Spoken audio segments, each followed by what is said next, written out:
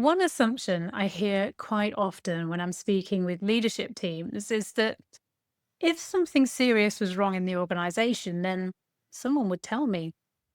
And honestly, that's a very reasonable assumption.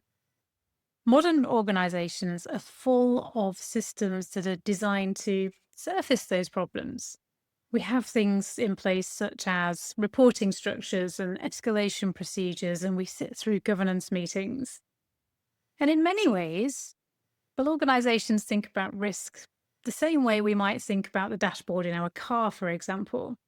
We assume if something important was going wrong under the bonnet, then a warning light would come on, that engine light would flash, or the temperature gauge would climb. There's something that's telling us, well, there's something saying that there's something wrong and we need to deal with it. But over the years, I've noticed something interesting inside organizations.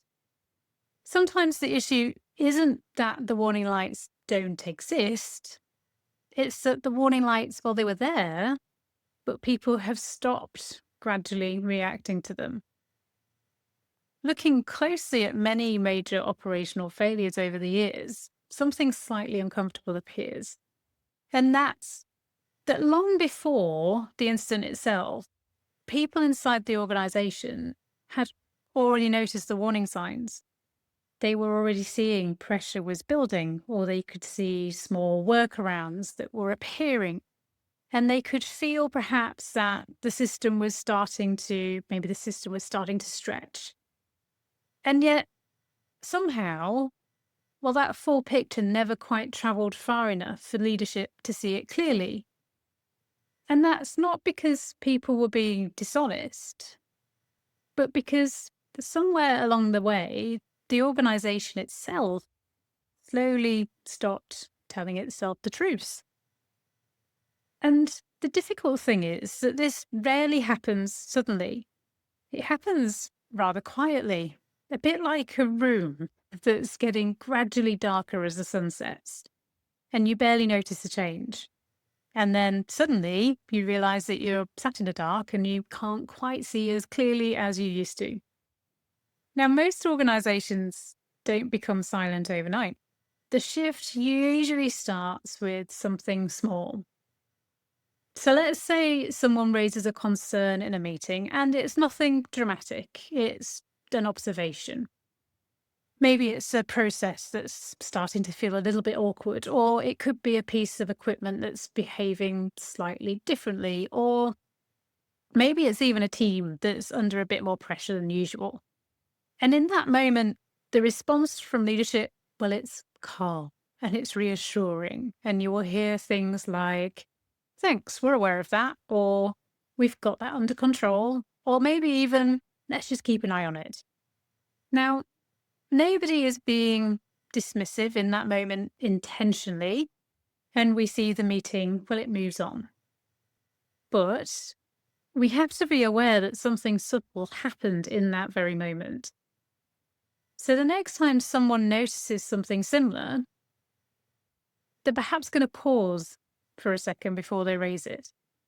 And then if the response feels the same again and they get that calm and that reassurance rather than some curiosity, then people begin to learn something about the environment.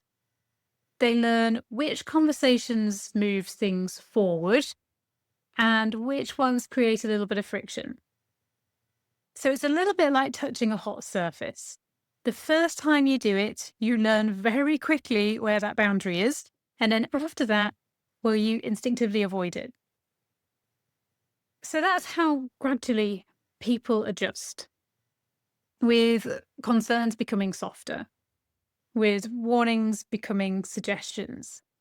And eventually, some things simply stop being raised because people are trying to help the organization just keep moving.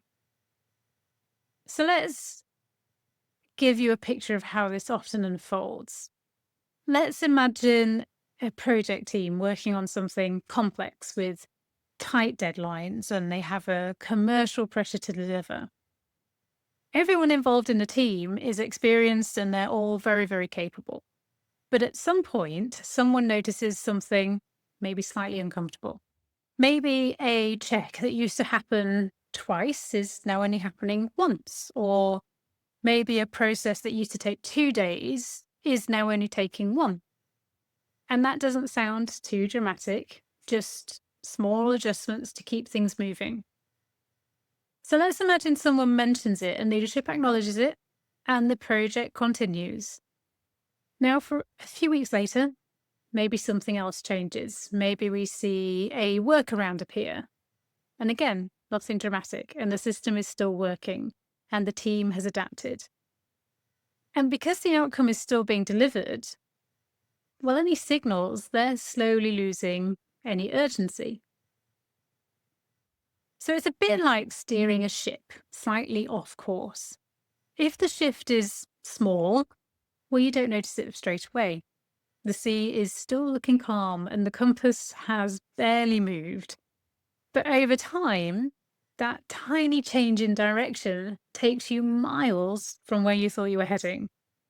And organizations drift in exactly the same way, with small adjustments and reasonable decisions and nothing dramatic, until eventually, well, the system is operating somewhere very different from where the leadership believes it is. And that's how many organizations they drift into risk. Not through reckless decisions that are being made, but through a series of reasonable adjustments that very slowly reduced visibility. If you were to study major incidents across industries, well, the pattern actually becomes surprisingly familiar. Before Deepwater Horizon disaster, workers had raised concerns about integrity and the pace of operations. Before the Challenger shuttle disaster, engineers had raised concerns about the behavior of the O-ring seals in low temperatures. Before the Columbia accident, engineers had already seen foam strikes on previous launches. So the signals were there. But over time, those signals became familiar. And once signals become familiar, well, again, they lose their urgency. So let's go back to our car. It's a bit like a strange noise in a car engine. The first time you hear it, you react immediately. But if the car keeps running and you're going to get to where you need to be and nothing dramatic happens, well, eventually your brain quietly files it under, maybe that's just how the engine sounds. And organizations can do exactly the same thing with risk. They normalize it. One thing leaders sometimes underestimate is how information actually travels through organizations, because it's not ever just purely moving through reporting systems.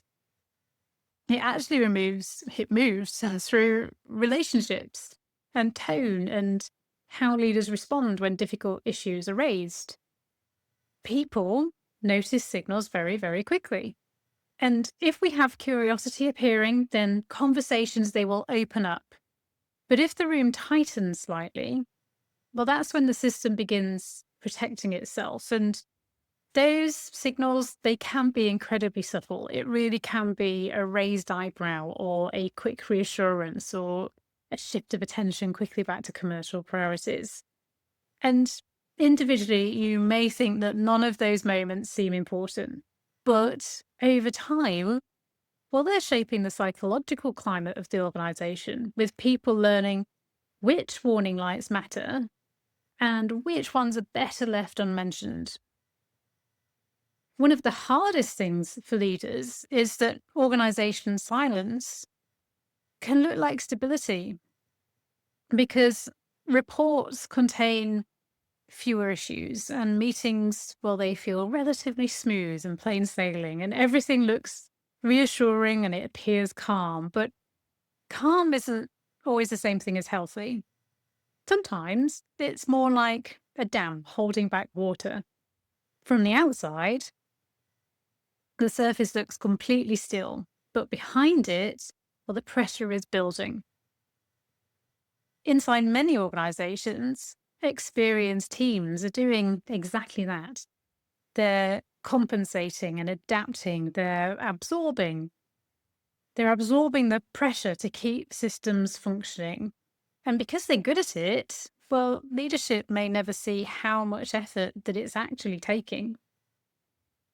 To be clear, though, strong leadership doesn't remove pressure, as every organization is going to operate under competing demands of deadlines and budgets and commercial priorities. We have to acknowledge that.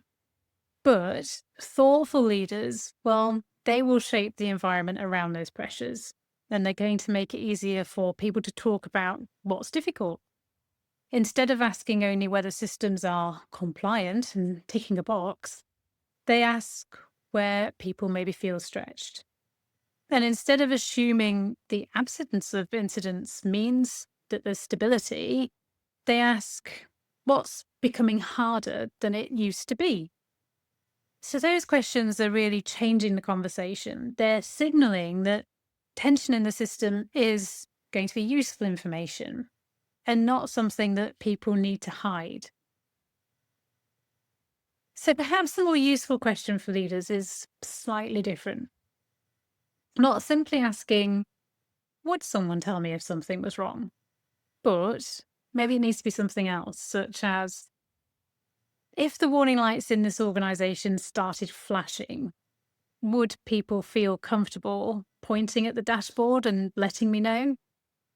Because in safety critical organizations, safety critical environments, risk rarely grows through a single catastrophic decision.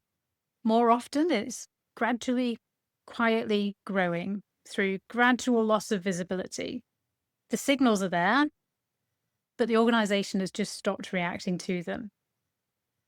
And the organizations that manage risk most effectively, and not necessarily the ones with the most reporting systems, they're the ones where people still feel able to say that warning light matters.